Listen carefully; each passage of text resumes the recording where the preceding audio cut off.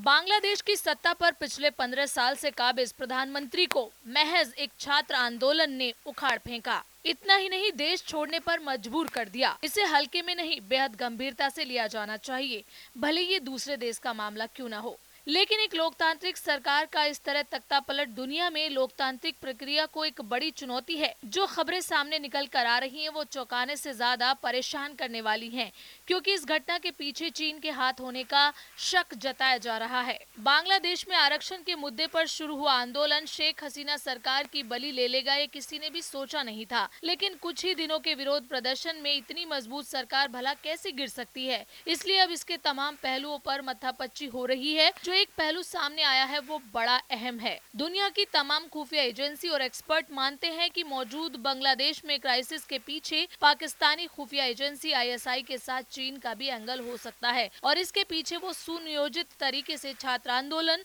और इस वक्त दुनिया भर में चर्चा का विषय बना है। खबरों के मुताबिक कहा जा रहा है कि हाल ही में कुछ साल में चीन ने बांग्लादेश के स्टूडेंट्स को अपने यहाँ पढ़ाई के नाम पर एक नेटवर्क डेवलप किया है और उन्हें उच्च शिक्षा के लिए बुलाता है। इसके तहत मेडिकल और दूसरे बड़े संस्थानों में एडमिशन को आसान रास्ता तैयार किया जाता है। बताया जा रहा है कि बीते 6 साल में अलग अलग इलाकों से हजारों छात्र चीन गए और इसे चीन और बांग्लादेश के बीच एसईपी यानी स्टूडेंट एक्सचेंज प्रोग्राम कहा गया। बांग्लादेश के स्टूडेंट के लिए चीन पढ़ाई के लिहाज से बड़ा सेंटर बनकर उभरा। एक रिपोर्ट के मुताबिक बांग्लादेश से विदेश जाने वालों में 80% छात्र चीन में पढ़ाई करना और वहां नौकरी करना पसंद कर रहा था, क्योंकि चीन बांग्लादेश में बड़ा निवेश करना चाहता था और उसकी नजर पड़ोस में भारत को लेकर भी थी। ऐसे में चीन ने अपनी शिक्षा नीति को बांग्लादेश के छात्रों के लिए ज्यादा आसान बनाया। वहीं दूसरी तरफ चीन में पढ़ने वाले छात्रों के लिए बांग्लादेश बैंक बेहद रियायत देने वाला लगा।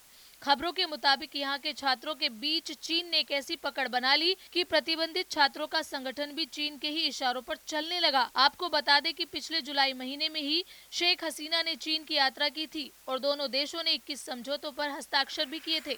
यानी देखा जाए तो बांग्लादेश को लेकर पाकिस्तान की खुफिया एजेंसी आईएसआई पर पहले से ही आरोप लगते रहे हैं कि वो यहाँ की कट्टरपंथी जमातों, खासकर जमात इस्लामी जैसी पार्टियों और उनके छात्र संगठनों को मदद देता रहा है। वैसे भी जमात इस्लामी पर पाकिस्तान परस्त होने के आरोप बांग्लादेश की आजादी के समय से लगते रहे हैं और उसके बाद चीनी एंगल ने बांग्लादेश के लिए डेडली कॉम्बिनेशन का काम किया और लगता है कि बांग्लादेश की तत्कालीन प्रधानमंत्री शेख हसीना और उनकी सरकार इस चाल को समझ पाती तब तक काफी देर हो चुकी थी और उसका जो नतीजा रहा वो दुनिया के